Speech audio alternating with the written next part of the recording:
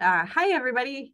We are just getting the stuff on our end set up, and then we'll get started here. So thank you all for joining. If you're new to one of our FarmOps webinars, we just want to remind you that this is meant to be informal, so please ask questions as we go along. We do keep it as a webinar, so you can't turn on your sound or your video, and that just helps it come through clear for everybody. So if you have any questions along the way, at the bottom of your screen, there's a little Q&A box that you can use. There's also the chat box, which is usually a little bit easier to manage on your end. So feel free to drop any questions, comments, anything that you'd like to add from your own experiences in that chat box as well. In a couple of slides here, we'll have the cell phone number for myself and Amy. So if for some reason you get disconnected, you can jot down our cell numbers, give us a text or a call, and we'll help navigate to get you back on board. Additionally, if anything happens along the way and one of us gets disconnected, just wait patiently and we'll join back on, and that's why there's two of us. So, oh, Nina says that the chat looks like it's disabled. Let's see here, Nina, thank you for bringing that up. We're going to make sure we fix that right now, otherwise it will mess up the rest of our presentation. So let's try this.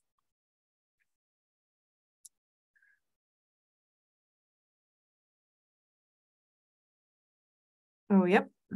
Okay.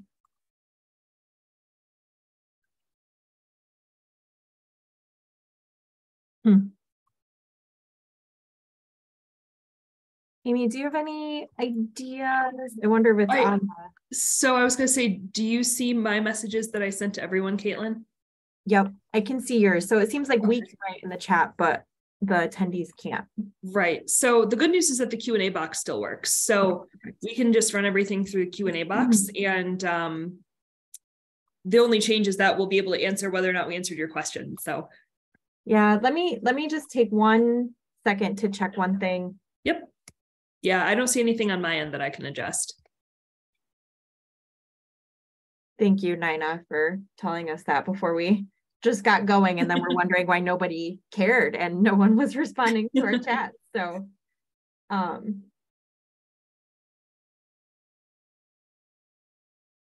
wonder if it's like on the Zoom side of things.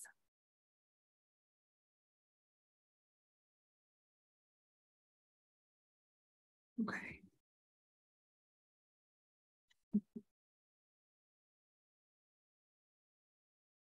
Every time we work with technology, there's always something new that we're learning. Always. And we've been doing this for 3 years. This is like our 82nd webinar that we've done. And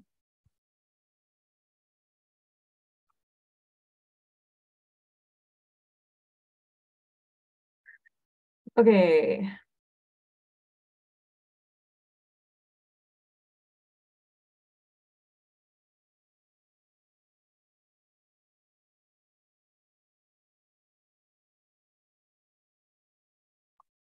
Oh, hey, I found it.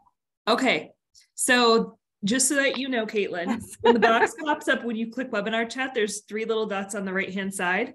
You click that for more, and it was attendees can chat with no one selected. So I now selected that attendees can chat with everyone. And I'm glad you, so I don't even see that as an option. So. Oh, interesting. Yeah. Thank you. Yeah, no problem. Okay. Okay. Cool. So perfect. Nina's chat came through. We are all set. Amy, thank you. Amy saved the night, guys. We prioritize participant interaction. So not having the chat box would actually be like detrimental to this presentation. So I'm glad that's an option. Okay. So that being said, at the bottom of your screen, there's a little bubble that says chat. So as we go along, if you have questions, comments, want to share a story, you can drop that in the chat and feel free to use that at your leisure. Amy's going to keep an eye on that for us tonight. So that being said, we will charge forward. Let me just get the right screen here.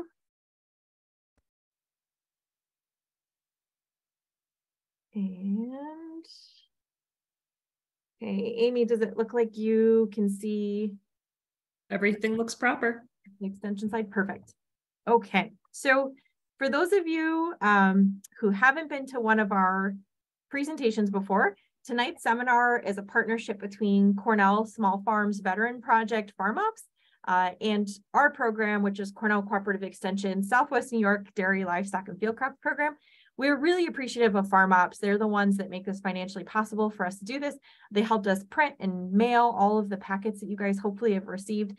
And they do a ton of great work to help veterans all across the state. So I've included their website right here that you can get some more information from if you want to do so. A little bit about our program. We're a partnership between Cornell University and the 5 CCE associations of Allegheny, Cattaraugus, Chautauqua, Erie, and Steuben counties. We provide free educational programs, research-based information, consultations, events, newsletter, all of that kind of stuff to dairy, livestock, and field crops farms in particular out here in the Southwest New York corner. So if you are a resident of any of those 5 counties, you have access to our services. And if you're not, just let us know and we'll connect you with the regional team in your area. A little bit about our team. We have 4 specialists. We cover farm business management, livestock and beginning farms, field crops and forages, and dairy production. And as I mentioned, there's teams that are similar to ours all across the state. So we can connect you with those resources that you might need as you continue to grow your farm or your homestead.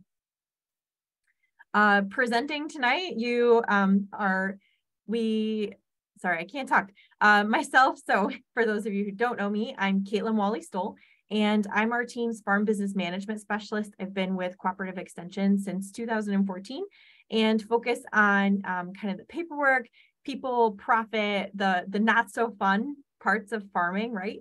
And this is my phone number and my email address, so please feel free to contact me if you have any questions about tonight. Since tonight's topic is in my wheelhouse, I'll be doing most of the presenting, but we are also joined by Amy Barkley, and she does a lot of our seminars when it comes to beginning farmers and livestock management. So we're really grateful for her work. She's been with us since 2019 and comes with an incredible experience and is just super fun to work with if any of you haven't talked to her yet. So her contact information is on here as well.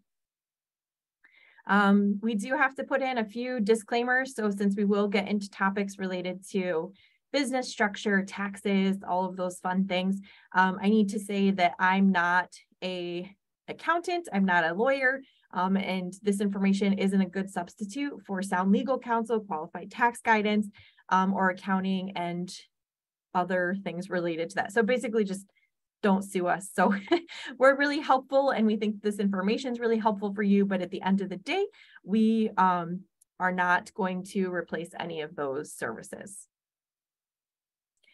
If you anticipate that you might run into some tech issues, I'll leave this slide up here for a second. The first number is my number. The second number is Amy's number. Please feel free to call or text us if for some reason you get disconnected, or if you're not hearing your sound, or if you're not able to use the chat, for example, and we will try our best to help troubleshoot all of those issues as we go along. Okay, so tonight is the first part of a two-part series all about setting your farm financial resolutions. So this was my kind of attempt at making farm finances fun and coming up with a as exciting title as possible. So this is going to be a continuation for what we're going to talk about on Thursday. You'll have a couple of things to do for homework in between. And we're really going to focus on that paperwork part of the farm, but try to make it as fun and interactive as we possibly can. We will wrap up at 7:30, depending on how we're cruising along. We'll take a little break in between or halfway through tonight. And then, like I said, on Thursday, this will be the second part of this presentation. So tonight we're going to cover a little bit of theory, right? I think sometimes we go to presentations where 80% of the presentation is the theory and very few slides are actually about things that I can do on my farm, right? Things that I can implement right away. So I am going to talk a little bit about the theory behind record keeping, for example, or farm finances, for example. But we're really going to focus the second half of tonight and all of Thursday on things that you can actually do on your farm and action steps and ways to kind of reset as we head into the new year. Along the way, definitely encourage you to brainstorm, ask questions, utilize that chat box as much as you want to. And if you run into something where you have a question, but it's a little bit personal, you don't want to ask it in this space, feel free to send me an email or shoot me a text message and we will help connect you with that. Tonight's session in particular, we're going to define and kind of share why prioritizing farm financials is important. We're going to reflect on our why bothers, and I'll talk about that in a second. We're going to go through our resetting for 2023 to-do list because I think a lot of times it's easier to kind of conceptualize this big picture if you've got a structured to-do list. You just got to go down the line. And if you do these things, it's going to help improve your farm's financial future. And we're going to have lots of time for getting started in this space. So I'm going to give you kind of some time as we introduce a topic to reflect for your own farm, take some notes, utilize some of those papers that we mailed to you, and all of that good stuff. At the end of Thursday's session, we will be sharing an evaluation for this series that we would absolutely ask that you take the time to complete. Even if you're not able to join us live and you complete it after watching the recording, please go ahead and do that evaluation. That's how we make sure we're offering the best programming that we can for all of you. Okay, so we utilize polls a lot in our webinars. This is just a way for us to gut check and see how everybody's doing. You're going to, once I get this poll started, you're going to see something pop up on your screen. And our first poll question for tonight, we want to know if you received your practical packet in the mail. So it would have come in a manila envelope. Hopefully you would have gotten it on Saturday or Monday, depending on how far away you are from the county of Cattaraugus. You might have gotten it today too. So the big packet.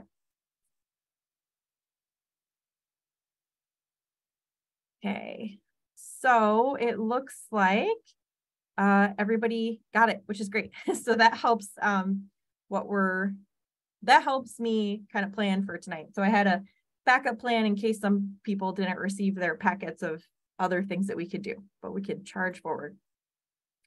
So the next question that we have is we would like to get to know you a little bit, but also understand that we're in a big space here. So I'm going to put up another poll. We want to know if you are currently producing food or fiber or some other ag product for sale right now. So your options are yes, and we've already gone through a season. This is our first year, not yet, but we're getting there. Or my personal favorite, no, and I'm not sure why I'm here. So farm finances usually aren't an exciting topic that draw random members from the public.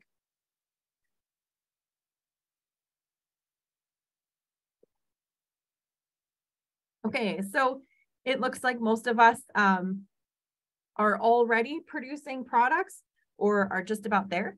So that's great. That helps us as we continue forward with our presentation tonight. Okay, so I bet that you thought I was going to start out with some theory, but I'm not. I'm going to start out with a bunch of questions for you to kind of reflect on your own. The first question that I always get from beginning farmers or homesteaders is, how do you decide if what I'm doing counts as a farm or if what I'm doing counts as a hobby? And I'm going to start right up with this because I think it's important to recognize that there's no law out there that says you can't grow your own food because you want to, right?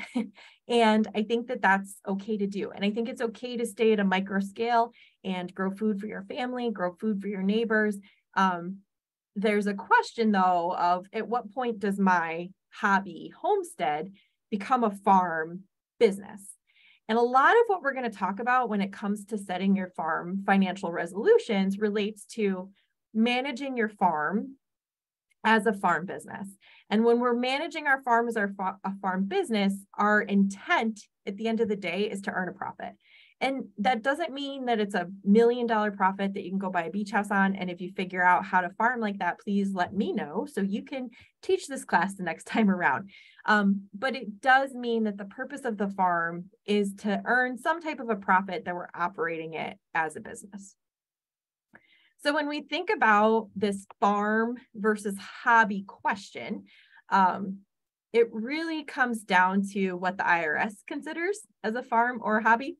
And I guess if I had to picture what the IRS looks like in cartoon land, I would imagine an angry person, right? Like if you work for the IRS and you're a pleasant, kind person, I'm really sorry to make that generalization, but this is my cartoon representation of the IRS. So the reason that the IRS is going to help us make this distinction is because there are a lot of tax perks and reporting obligations for operating a farm as a business.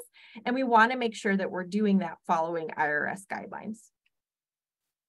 So the IRS puts together 9 considerations when you're thinking about, is this a farm or is this a hobby? Same thing if you've got like a side gig or a different business. Is this a business or is this a hobby? So we're going to go through these 9 questions, and I'd like for you to think about your farm as it is now and or think about your farm as you intend for it to grow and continue, and answer these questions for yourself. So the first consideration is the farm managed in a business-like manner with complete and accurate books and records? So if it's a hobby, chances are you're not keeping any paperwork. You're not managing it for the intent to earn a profit, right? But if it's a business, you've got some type of record keeping system, some books, and you're managing it as a business.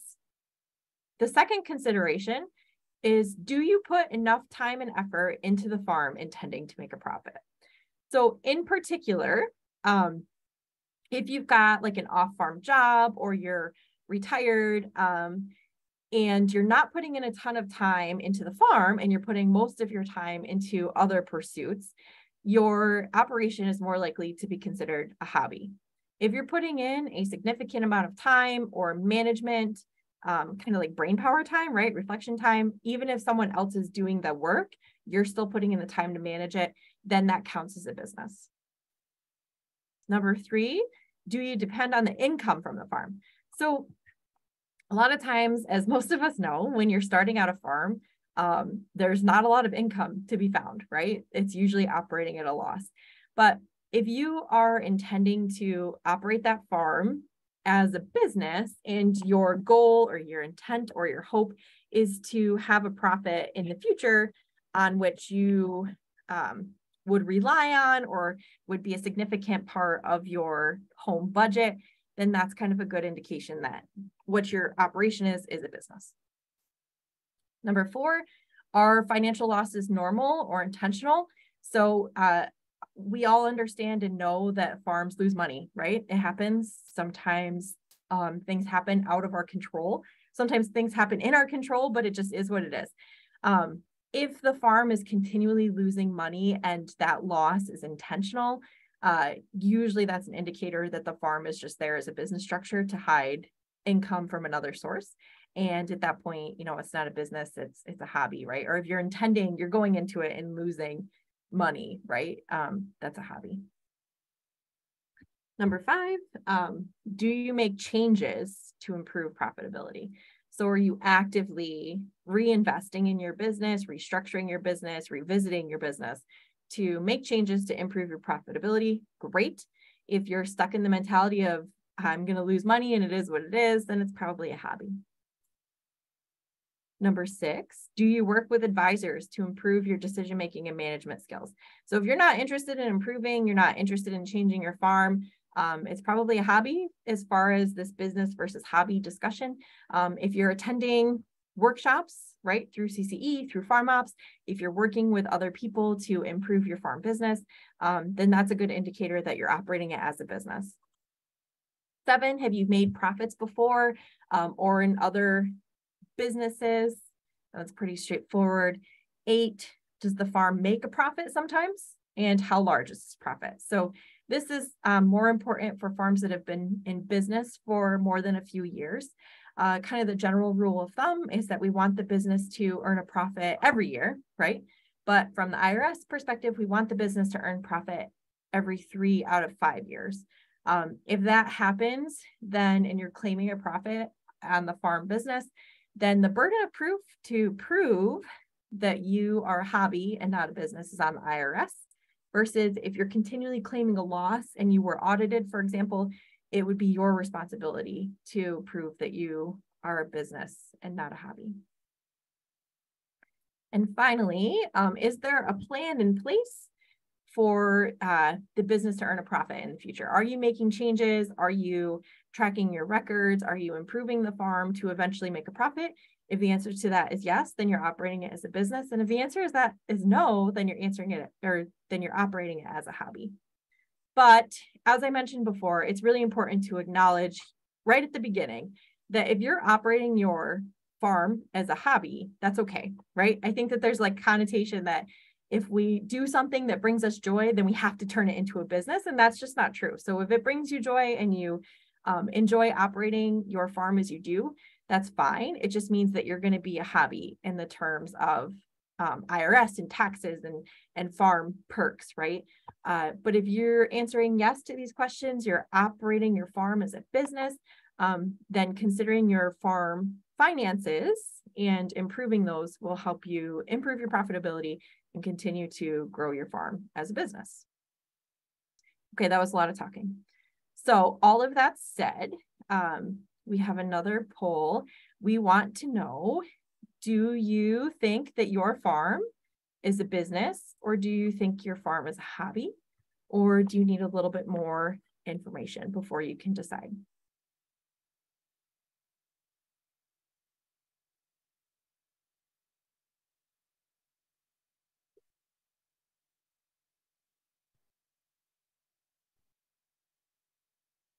Okay, so it looks like we've got mostly business, which is to be expected. So this is a very business heavy seminar tonight, right? Got a couple of people that are at that hobby level and a couple of people that are still not sure. So if you, for those of you who do operate your farm as a business, great. All of this will be applicable and you should be following all of the steps that we're going to talk about tonight and Thursday. If you're operating your farm business if you're operating your farm as a hobby, some of this stuff won't be applicable, but the goal setting, the intentional decision-making will still be applicable. And for those of you who still aren't sure, please feel free to send me an email and we can continue to chat or talk about your business to help you kind of decide which way you want to head. And for those of you who want to make sure I'm telling you the right thing or share this with your accountant, this is directly from the IRS website. those 9 considerations about deciding if your side hustle is a hobby or a business. Okay. Again, we are going to kind of skip over some theory stuff to give you some action items. So if you're getting started and you went through those questions and you decided, you know, my farm's a business and I want to operate it as such, these are some steps that you can take right away to help legitimize and structure your farm. I'm bringing these up first to kind of give you some to-dos to think about if you haven't done these things already. So the first thing you should do is decide on your farm's business structure. So business structure is the kind of sandbox that we're going to put our farm in to help make decisions, manage taxes, manage ownership, and treat that farm as a business. There's a few different options for business structures, and we actually have several resources that we can share with you if you still are deciding what type of a business structure best fits you. They're really briefly though, you've got sole proprietorship, which provides no separation between yourself and your farm. Anybody can decide to have a sole proprietorship. It's the quickest, it's the fastest, it's the cheapest, but it's not necessarily the perfect fit for everybody all the time. There's also a partnership. Partnership would be 2 sole proprietors together. So it does provide a business structure to share profits and share expenses, but again, not necessarily providing structure that you might need in larger operations. There's an LLC or limited liability company. Contrary to the name, it doesn't actually provide you with a great amount of liability protection. So an LLC is wonderful for setting up a business structure to help you separate the farm business from yourself and your personal finances one extra step farther than a sole proprietorship. But especially in New York State, it doesn't actually provide you with much legal protection. And we can talk a little bit more about this because I know it's always a heated topic, right? I think usually you hear from somebody, oh, make an LLC because that way you won't get sued, right? Or if you get sued, you're not going to lose your house. But unfortunately, that's just not the case. So having a really wonderful insurance policy is the best way to protect your personal assets. And LLC as a business structure, however, will provide you with a sandbox, right? To further separate the farm as a business from your personal expenditures and finances. There's also an S Corp. Those typically are for much larger farms that want to become incorporated. I usually recommend that farms start out as a sole proprietorship with a really hefty insurance policy. So again, the advantage of sole proprietorship is that it's really quick and it's really easy to do. And it's a great way to kind of test the waters and see if farming is a good fit for you. So we can continue to have this conversation if people have questions about this. And like I said, we've got some resources available for you, but I just wanted to put this up there in case you haven't already decided what business structure is going to fit you best, and or if you've been told that one of these is the best for you. So just to provide a little bit more context.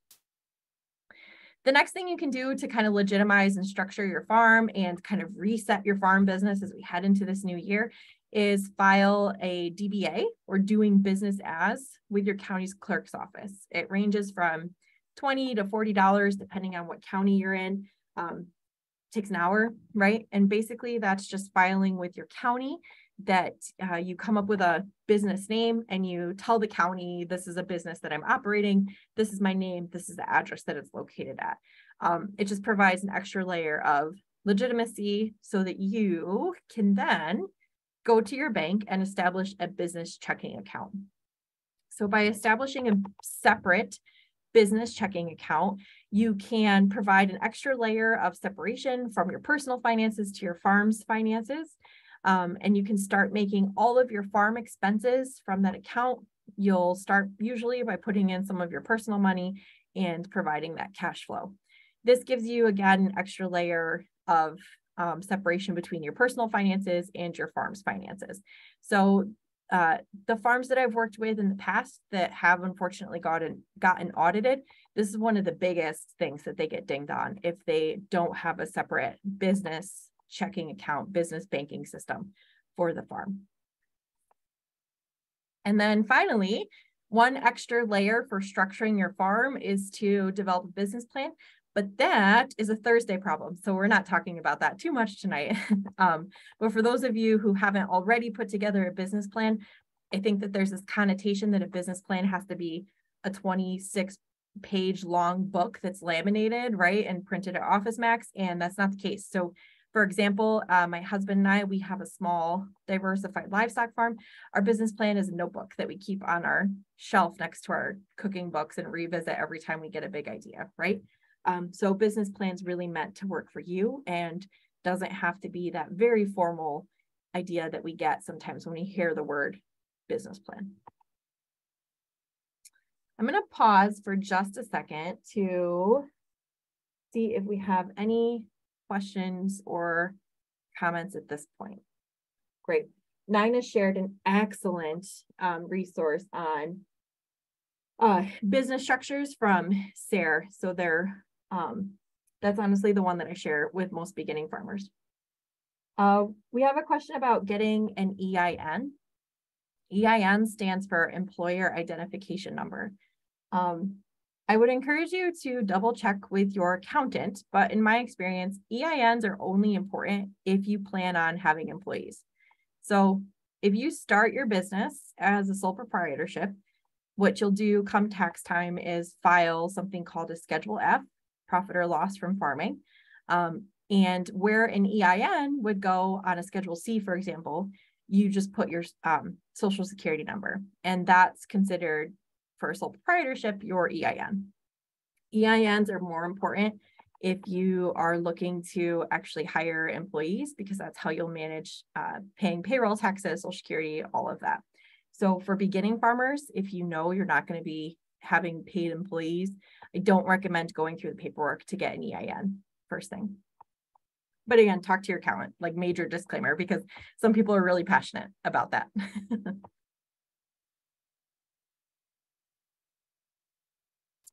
Great. Okay, so we're gonna keep going, but please ask any questions or comments that you have, and we will address them in a little bit. So now we're gonna get into some of that theory that I promised, right? And I used pretty pictures, and I'm gonna try to keep it short and sweet because it's meant to be inspirational and provide justification for why thinking about your farm's finances is really important. So what I'd like for you guys to keep in the back of your mind as we go along tonight and Thursday is that we have this little saying in the farm business management world. It's really exciting. We have great parties as farm business management, risk management educators. That's sarcasm. We're actually a pretty dull, dream crushing type of group. But we have this saying, you can't manage what you can't measure. So you can't know what your farm's profitability is or what potentials it might have to continue to grow and improve without mastering your finances. So you can't put any of those finances together, things like balance sheets, income statements, without having some type of record keeping system. And you can't make sound decisions, right? The right decisions to know which way to steer your farm to improve your profitability without measuring. And it's important to measure and touch base with our farm's finances as we continue to move along. But I can stand up here and tell you that it's important, right? But it's really hard to justify the time and the brain power to manage your farm's finances, to keep records, to put together financial statements, because why bother, right? And in farming, we've got a lot of competing priorities. And if one of our priorities is the record keeping book that's sitting on the table collecting dust, and the other priority is a cute baby calf that needs to get fed, a cute cuddly goat that also needs to get fed, planting something in the dirt on a sunny day, right? I'd much rather do that than put together a balance sheet. Record keeping comes in last, right? So it's okay for me to stand up here and tell you, hey, record keeping is important. Hey, financial management's important. Putting together financial statements important. Monitoring what your costs and incomes and expenses are is important. But it's really hard to actually implement that when we've got all of these other priorities that are much cuter and much more fun. So there's something that I use called a why bother. And a why bother is kind of your reason for prioritizing something. And in this case, it's going to be prioritizing your farm's financial well-being. So understanding your why bother can help motivate you to prioritize your farm's financial well-being when we've got all of these different priorities, right?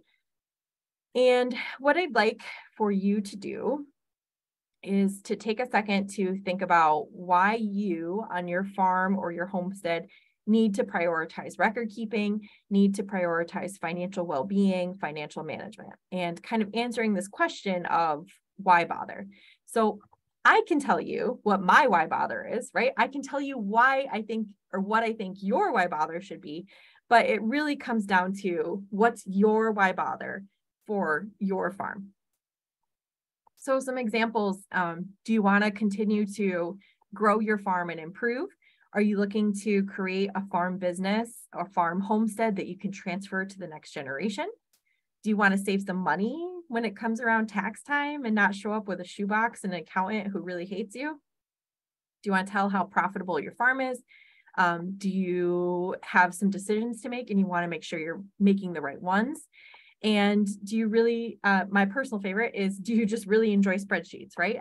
Farm finances is fun for me, and I'm recognizing that I'm in the minority when it comes to that.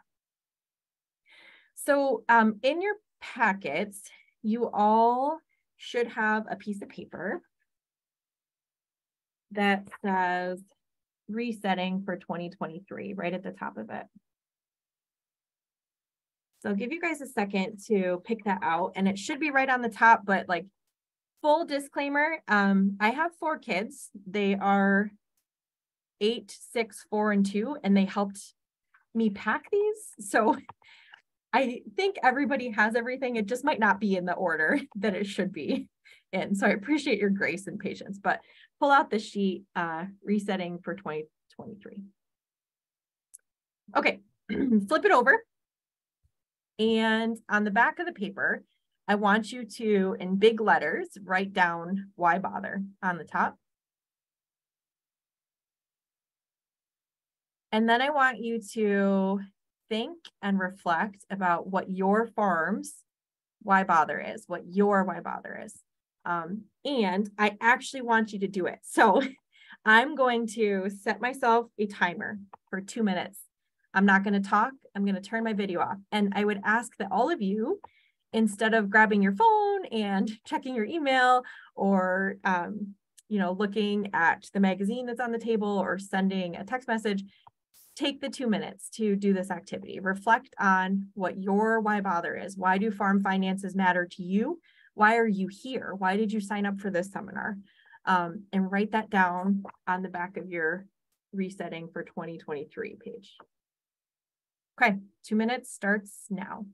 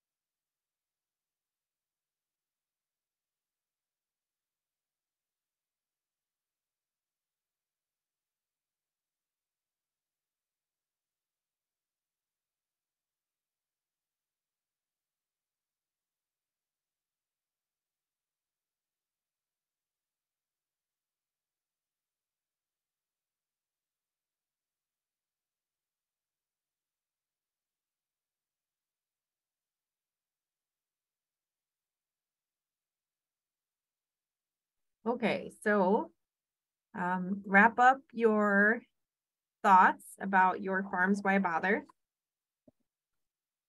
Amy, I feel like I need a gong to bring everybody back into the space, like real ceremonial, like or just like a little dinner bell. Yeah, a dinner bell would be good. So maybe we'll have to invest in that.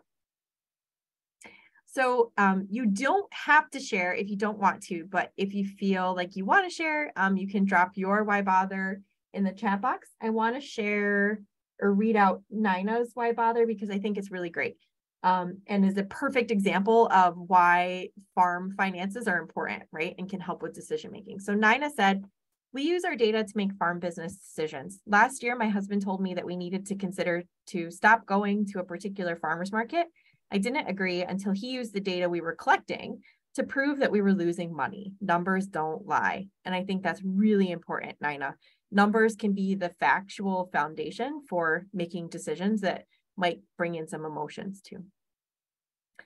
Kathleen says, so I can tell what my profit and loss is to help me learn how to run my farm finances.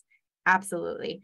I think that sometimes when I work with farms who might be in a crisis situation, right, the unknown is almost scarier than the worst case scenario. So knowing what your farm's finances are, knowing what your profit and loss is important to help you continue to run your farm. We've got to keep track of past, present, and be informed for the future. To be able to refer to something concrete. Absolutely. Numbers don't lie. To be able to make better financial decisions throughout the year instead of waiting until the end of the year to put everything together for taxes. Yes, this is perfect, right?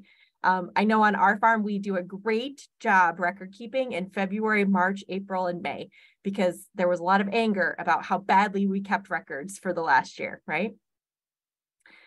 This is a big risk, and we have to be able to take the emotion out of things and be as logical as possible. Absolutely. And I think that sometimes in my profession, right, it's really easy to say, this is what the numbers say, but I also think it's important to honor that there are emotions involved with farming and running our own business. So having the numbers provides us with some grounding, with some foundation, with some logical, so then we can have those conversations and bring in the emotion and kind of the dreams, right? But we've got some type of a foundation there. I wait until the end of the year. I like surprises. Oh boy, this is for you. Hopefully it's a good surprise at the end of the year. To know how much I spend on tractors and repairs to equipment. Yeah, sometimes that's a big number, right? I work with some farms sometimes where we try to justify buying a new tractor, and sometimes it doesn't take that much work when you look at what your equipment bill is.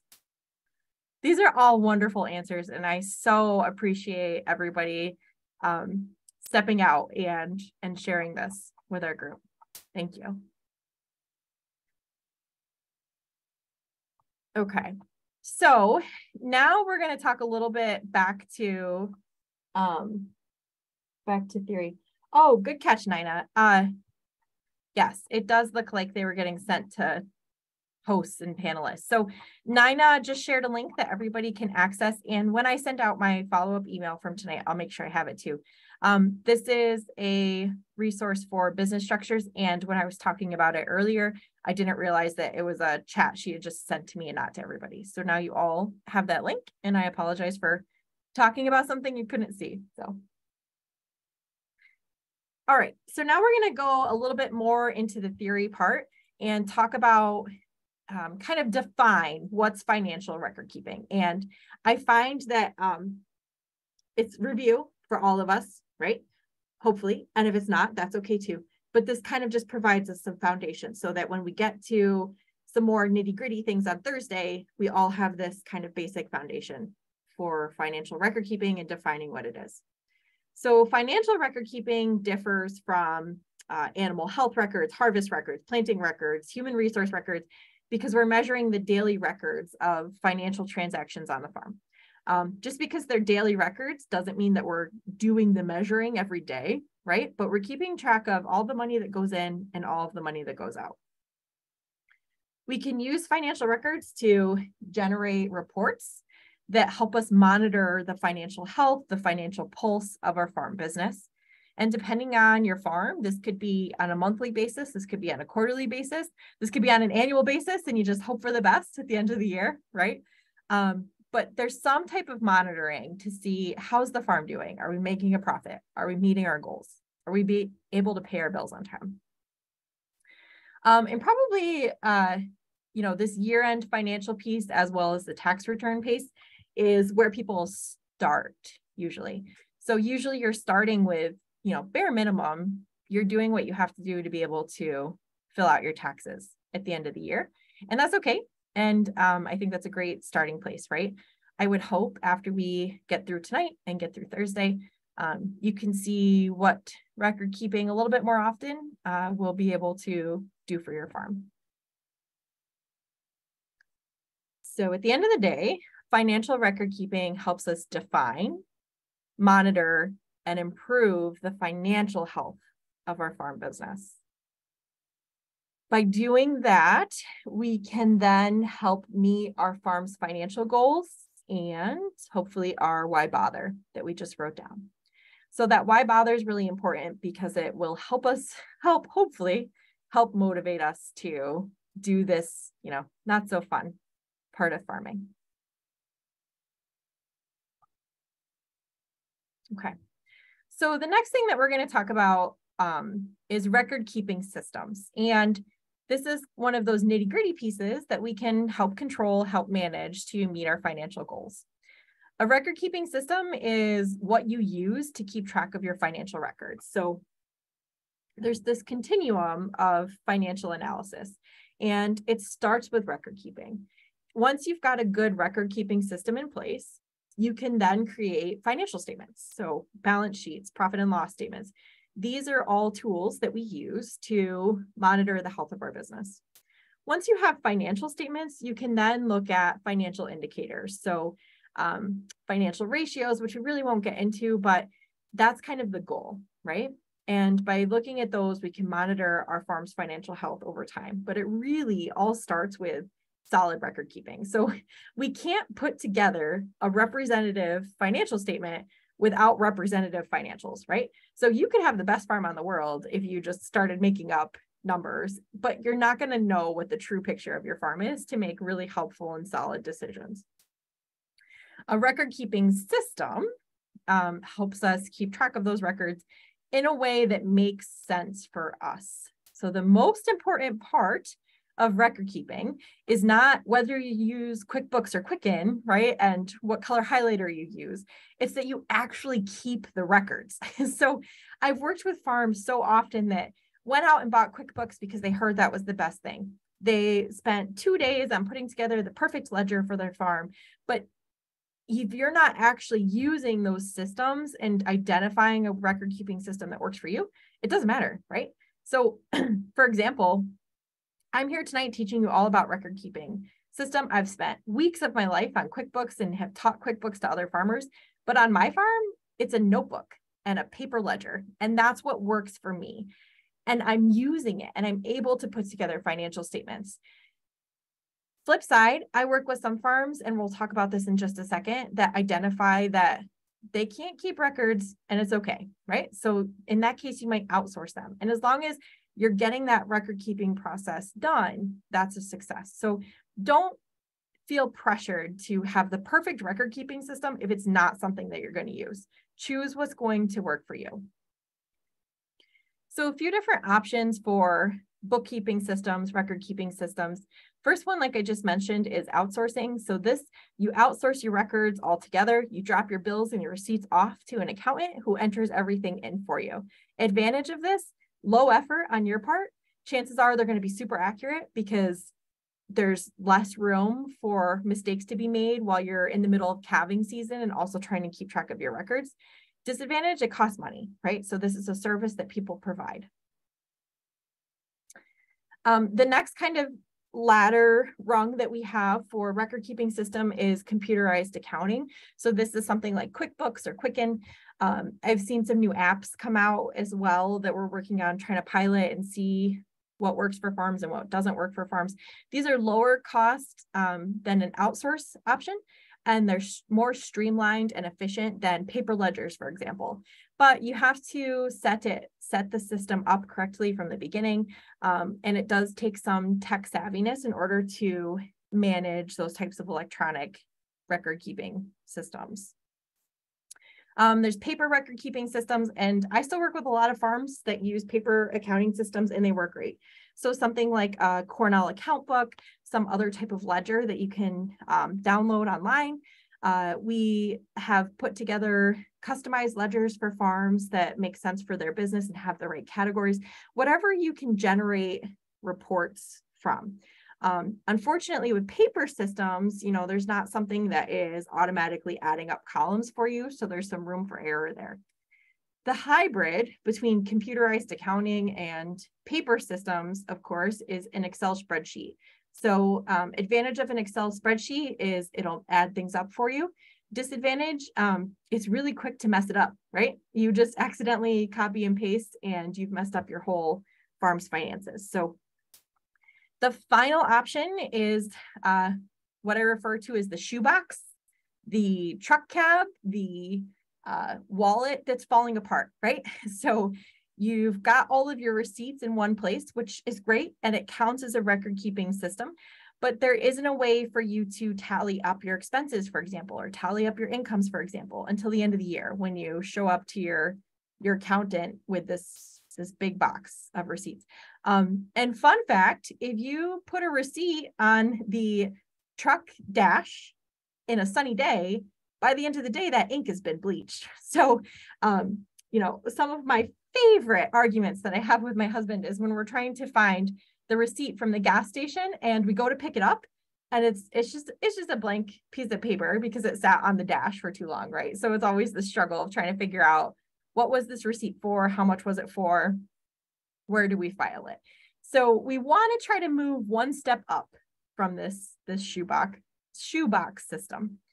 And thank you for everybody who's admitting to be the shoeboxer. That's okay too, right? So I actually have been working with some farms where we do baby steps.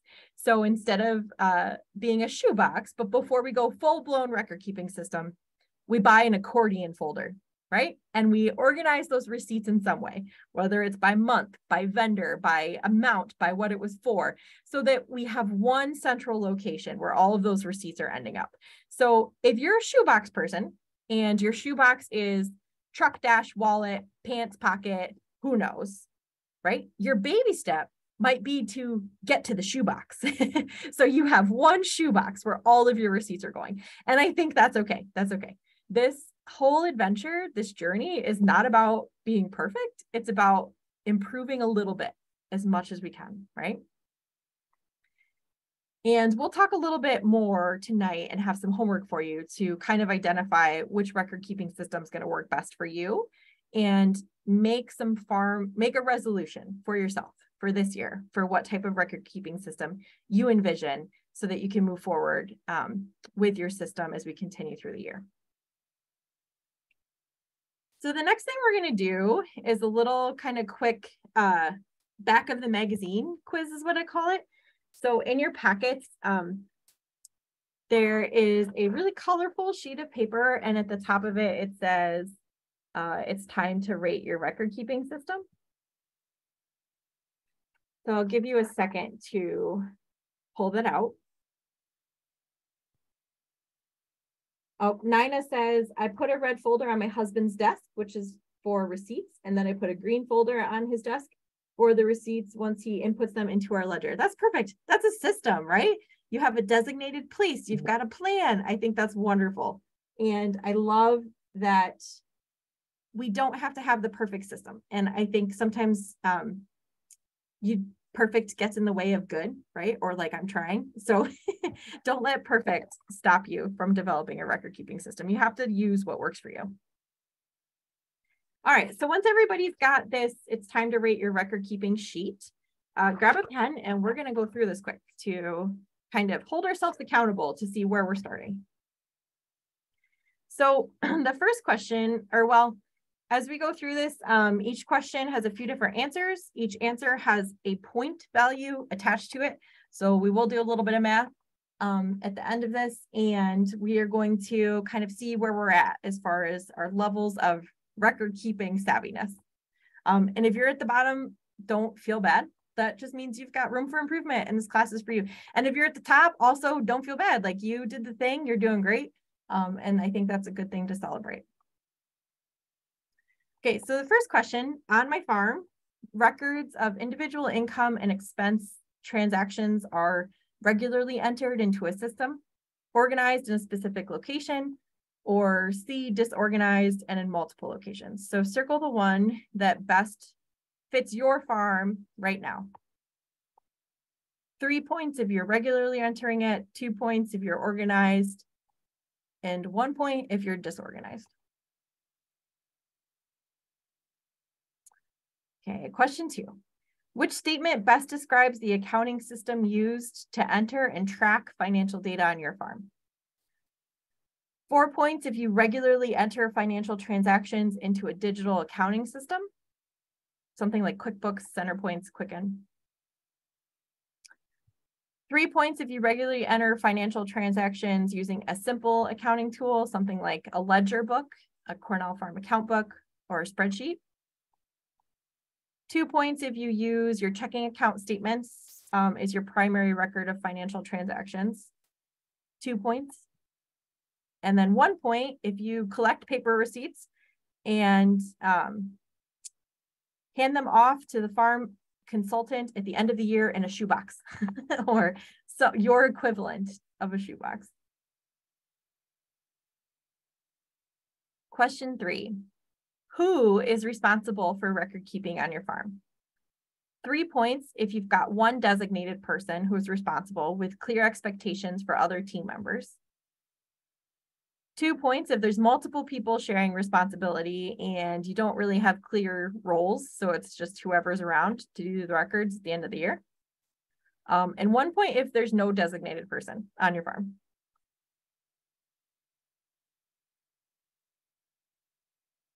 Question 4, which statement best describes the income tax situation on your farm? 3 points if you're completing your income taxes on a timely basis. 2 points if you're still working on last year's taxes. And 1 point if you're more than a year behind on your taxes. If you haven't filed your taxes yet, and 2022 or 2023 will be your first year, go ahead and give yourself 3 points with a healthy dose of optimism and faith that I believe that you can get your taxes in on time. And then question 5, our farm generates and uses financial statements, so things like balance sheets, income statements, cost of production, records, to analyze the business. 3 points if it's on a regular basis or at least an annual basis. 2 points if you're only putting together those statements when the bank makes you, or when a grant comes available and they say you need a balance sheet, or you try to get a loan. And 1 point if you've never put together a balance sheet, income statement, or it's not something that you do at all. Okay, so tally your points up.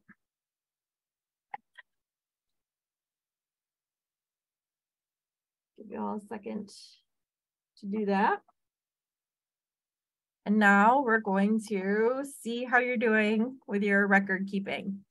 So if you got between 5 and 9 points, that's okay. There's room for improvement, right? That's why you're here. Your record keeping system is what we would consider to be inadequate. So it might be costly in terms of stress, labor, missed opportunities that we'll talk about in a little bit. If you got between 10 and 14 points, you have a basic system in place. You're meeting your minimum IRS requirements and your banker's requirements, if applicable, and it does somewhat help with decision making. If you got 15 to 16 points, you're rock solid. So you've got reliable numbers to support detailed financial analysis. You can plan and make decisions with absolute confidence, and we all strive to be you. So there's your first place medal. So if you feel comfortable doing so, let us know how you did. Whoops, that's the wrong one. There we go. Okay, 1 second. Okay, this is the right one. So let us know, was your record keeping system rock solid, adequate, poor, or having a hard time paying attention, so you didn't actually add up your numbers, which is valid too. That's what we printed out, mailed it to you. You can do it on your own time. And if you feel comfortable doing so, in the chat, you can enter in one thing you could do to help improve your record keeping score. So for my farm, one thing we could do is put together financial statements more often.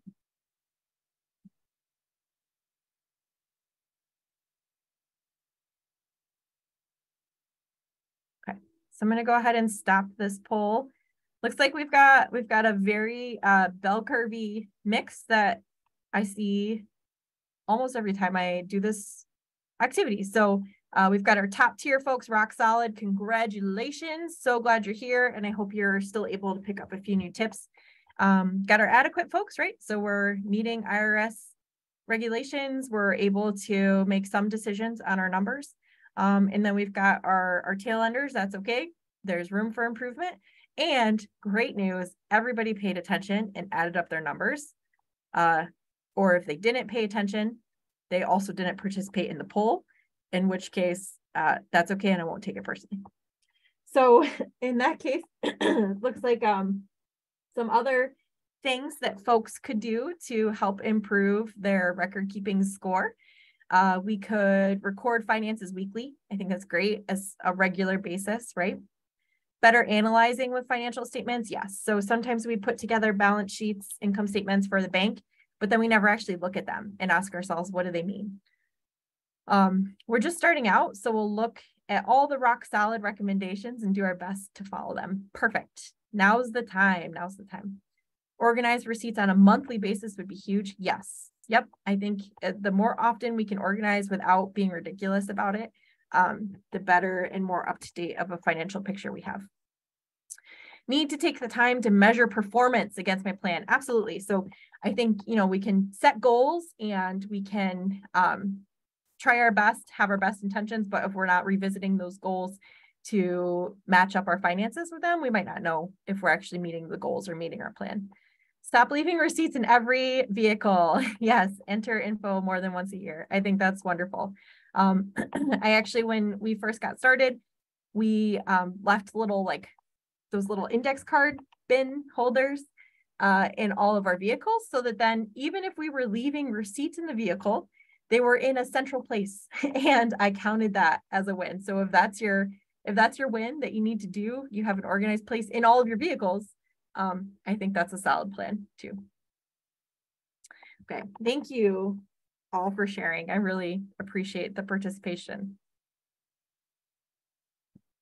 Okay, so I am going to give ourselves a, let's say, 2 or 3 minute break.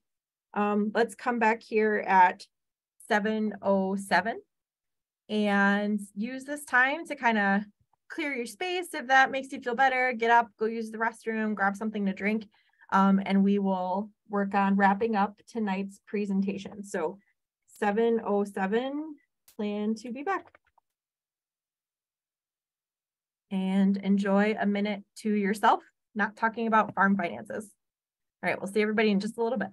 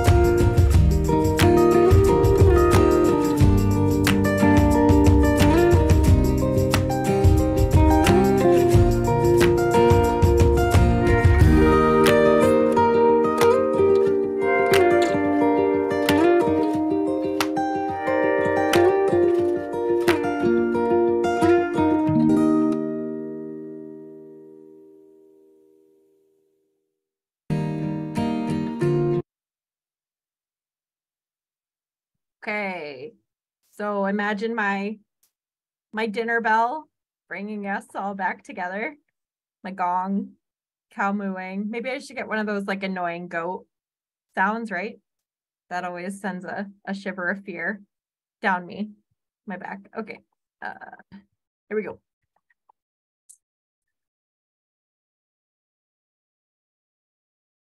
All right. So, Katelyn, one of the participants asked if they have audio. So can somebody else please confirm that they can hear us in the chat box, please? And that'll help us determine if it's you or all of us. Okay. So there might be something muted on your end there, Lou. Thank you, Nina and David. And okay, perfect. Okay. Thank you. Perfect. Thank you. Thank you.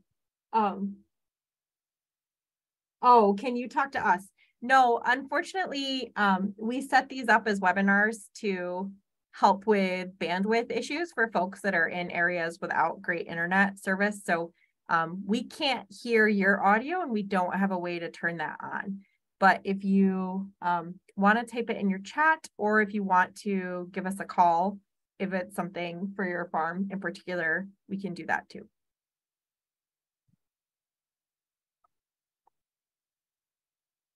Okay. So we're going to revisit very briefly a little bit more on the theory piece, and then we're going to wrap up, give you some homework, and we will be on our merry way. So most of this is common sense or things that you might have already experienced. So I don't spend a ton of time on this, but just to kind of recap, reground, foundation, we know that there's costs of poor record keeping, right?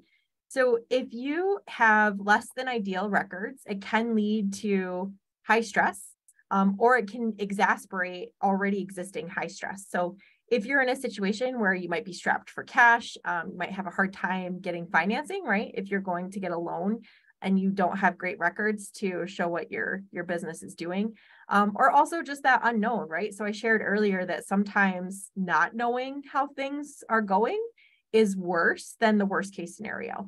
So not knowing what the big picture is, kind of the fear of unknown, creates a lot of stress.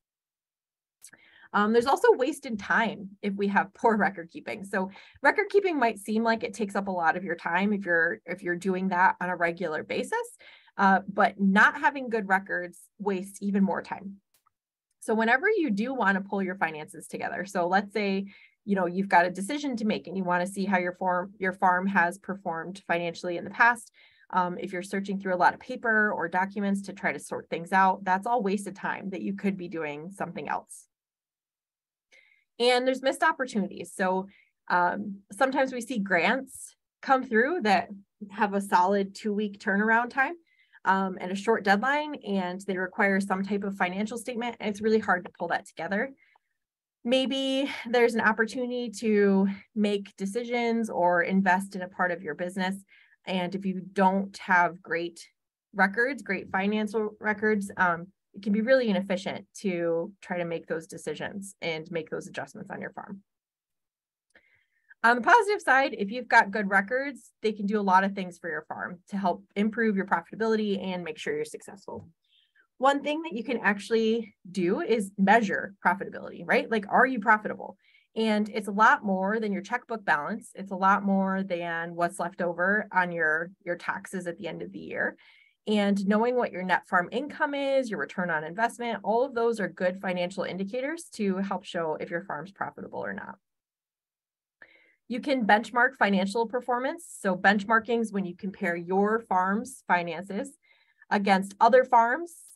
So in New York State, we have the Dairy Farm Business Summary. So if you're a dairy producer, this is a free program where you can analyze your farm's finances, put it into a database, which kind of makes all of that data anonymous, and then compare your farm against other farms of similar sizes.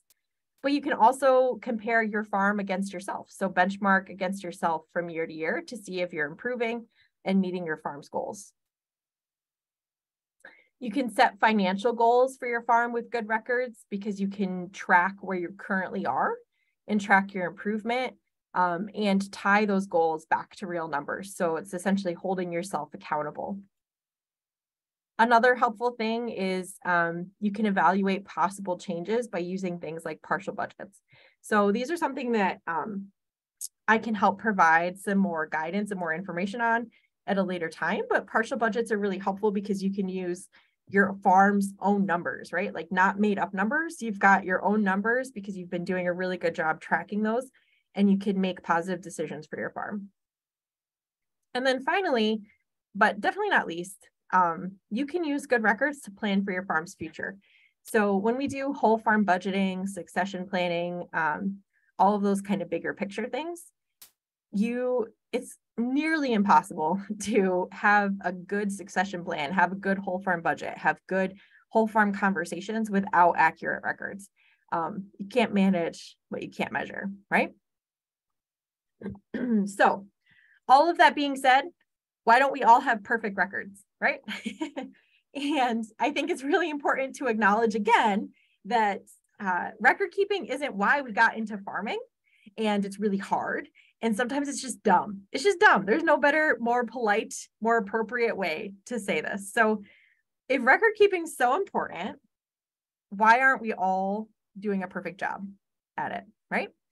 Do we lack some of the skills? Do we not know what we're supposed to be tracking and how to track it?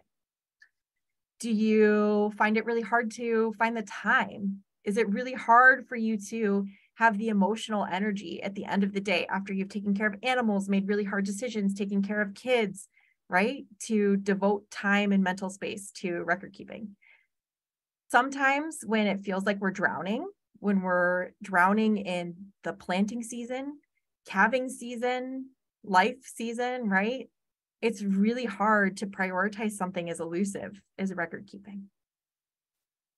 So in your packets, there is a pink or purple sheet that is one of my favorites to print out because everybody at the office is like, what are you doing there? And it says in big letters, this is dumb. So take that sheet, think about the hardest part of record keeping for you, the biggest struggle for you, or just, anything, right? If life feels really heavy today, if today's been a hard day, write that down too. This is yours. This is not anything that we're going to share. So on this pink purple sheet, grab a pen and write down why you think record keeping's dumb. Why is it really hard for you and your farm? And I'll give you a minute to do that.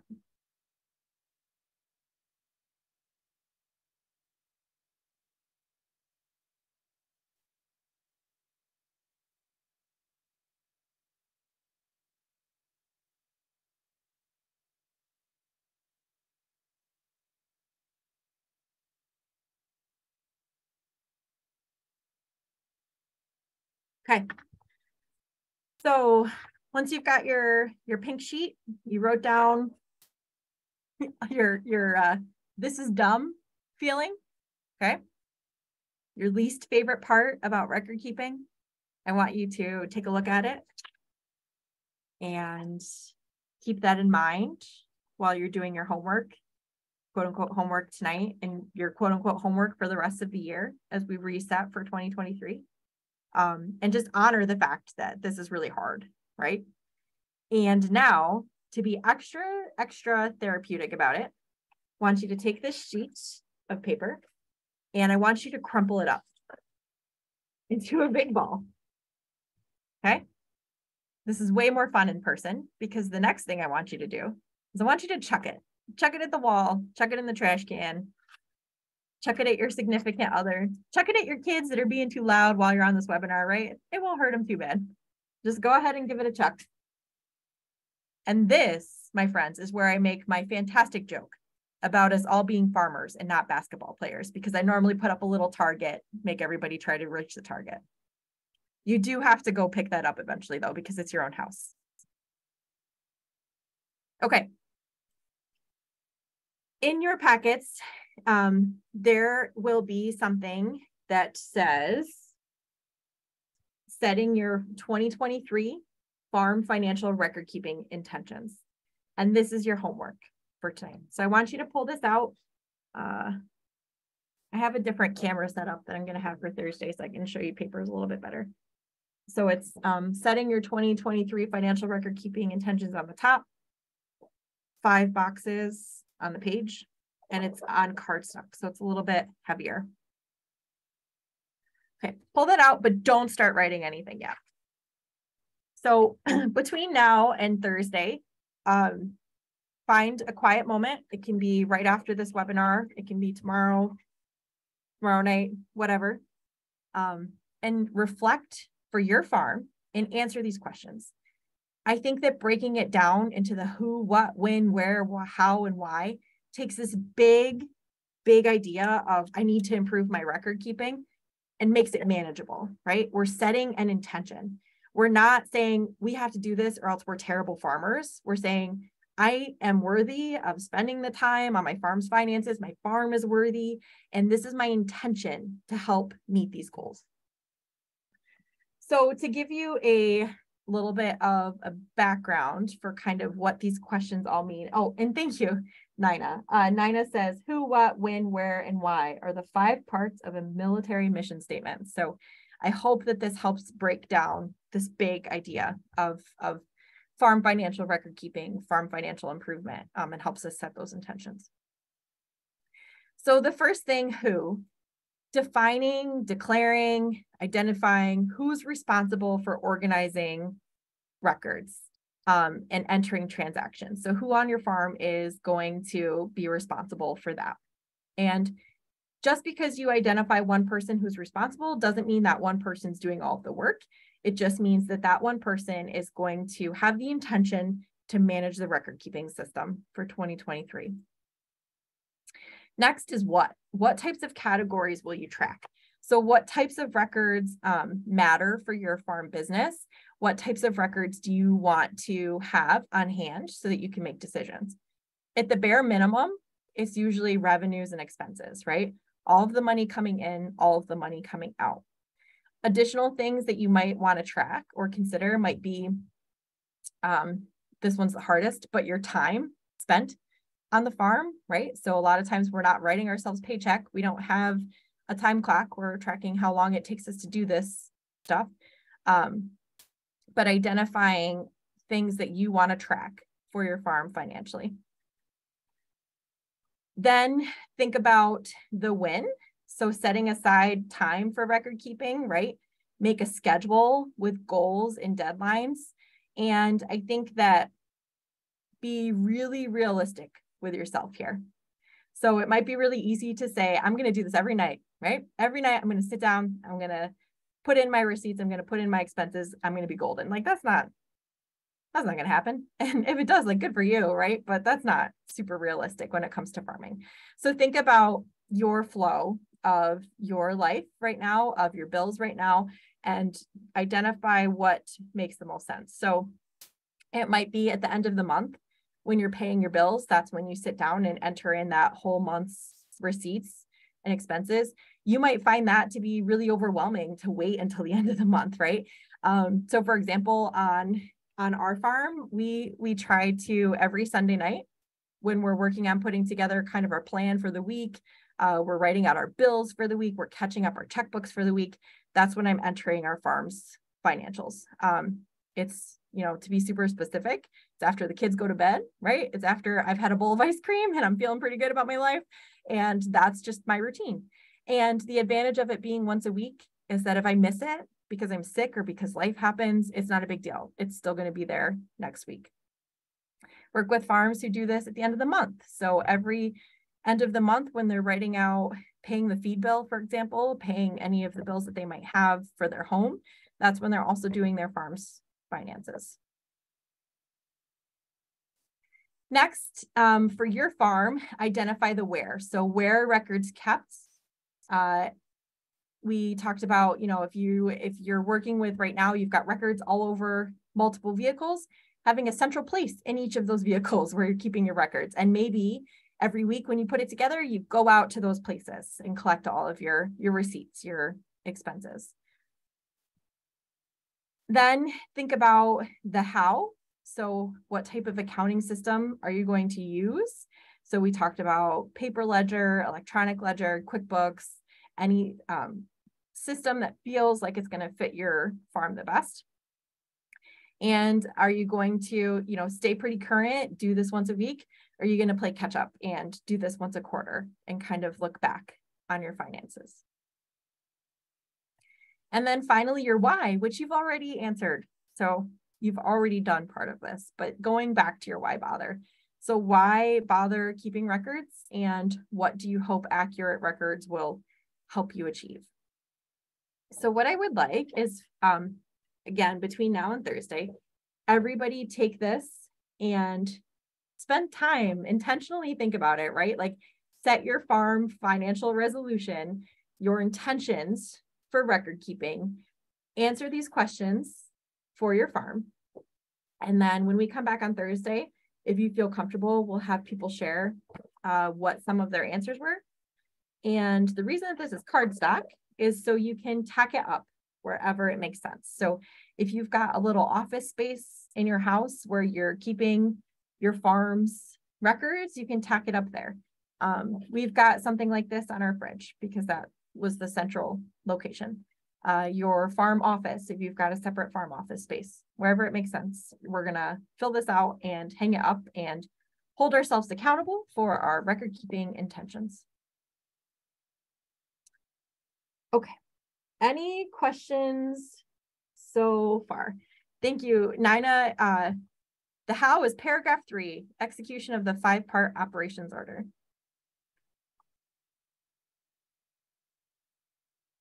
So at this point, we are going to work on wrapping up tonight's session.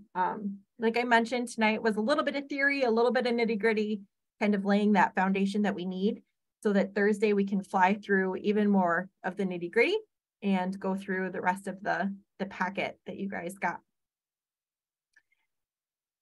What I'd like you to do right now is, in your packet, there should have been a small white envelope to kind of wrap things up. My kid put stickers in one, and we had already sealed everything up. So Renly goes, "Oh, Mom, I put stickers in one of those." I don't know who got the stickers, but if you got the stickers, congratulations, you won. What time are we starting on Thursday? We will be starting at 6 o'clock again. So it'll be 6 to 7:30. Okay, once you've got your small white envelope, this is going to be our conclusion exercise for the night. The first thing I want you to do is pull out your plain white index card. And I want you to write down something new you learned or something that you were reminded of. You already knew it, right? But things get a little bit dusty in the brain sometimes, and this helps you remember. The second thing I want you to write down on the index card is something that you can do tomorrow to help meet your farm financial goals. So can you go buy a folder or an accordion folder where you're going to keep track of your records? Can you go get your DBA tomorrow? And maybe it doesn't have to be tomorrow. Maybe it's like next week. That's okay too. Something, a small baby step action step that you can take to help meet your farm's goals. And then the third thing, I want you to give yourself a little pat on the back and celebrate something you're already doing really well on your farm. So do you already have a super solid record keeping system? Are you rocking calving season, lambing season, right? Did you get your seed order in on time, right? Small wins, guys. So for number 3, write down something that you're already doing well on your farm. And I'm going to leave this slide up here for a few minutes, but I'm just going to give you an overview of what we're doing right now. There should be a kind of little stack of Post-it notes. I want you to take one of those Post-it notes and write down a question that you have about farm financials that you hope to have answered on Thursday. Something that you're still wondering about, something that you were hoping to have answered. You really want to get into those nitty-gritty pieces to have answered. Write down that question on one of the Post-it notes. And then the last thing to do out of your little envelope, there's these spectacular stickers that say, "Please don't forget your farm's finances are worthy of attention." I want you to think about a place that you can put this sticker where you're going to see it a lot and help remind yourself the fact that your farm's finances matter too, right? So this could go on your fridge, on your coffee mug, on your truck dash, your tractor dash, your farm desk, wherever it makes the most sense. Okay, so to recap, I'm going to give everybody 2 minutes to finish up your index card. You're writing down something new you learned, something you can do tomorrow, something you're already doing well on your farm. On your Post-it note, you're writing down a question that you still have about farm finances that you hope we answer on Thursday. And you're going to think about a place that you can put your farm financial sticker that you'll see. Okay, so I'll call everybody back at 7:30, and then we will say our parting goodbyes and head out from there.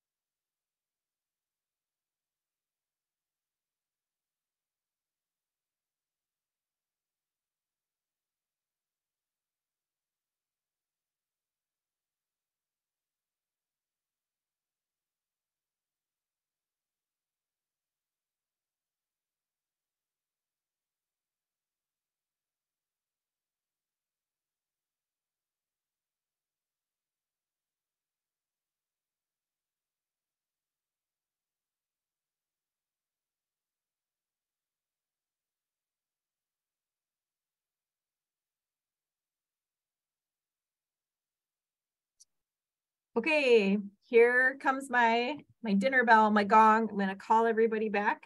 That is a wrap for tonight's session. I don't have any other slides. I just have this really cute one of our chaos, and I don't know, a merry ground seems like that's a wrap for me. So I'll put it back on this slide just in case you're still finishing up what you're writing down. But the plan right now is between now and Thursday, work on your 2023 farm financial record keeping intentions. You'll receive an email from me tonight or very first thing tomorrow morning with the recording of tonight's webinar, as well as a recap of what your homework is and what these questions were. And if you have any questions that you want to ask tonight, feel free to drop those in the chat. If you feel comfortable sharing what you wrote down or pieces of what you wrote down, drop those in the chat. And otherwise, we will plan to see you on Thursday. So at this point, if you need to hop off, go ahead and hop off. If you want to stay on and share your information, stay on and share your information. Or if you have questions, feel free to drop those in too. But we'll look forward to seeing you on Thursday. We will continue our conversation, continue to go through our packet, and share our program evaluation that we'll ask you to fill out. So thank you, everybody, and I hope you have a great night. I'll stay on for a little bit in case there's any questions, but feel free to pop off. Amy, anything that I'm forgetting? No, I think you covered everything. Perfect. Okay, well, thank you, everybody. We'll stay on for a little bit.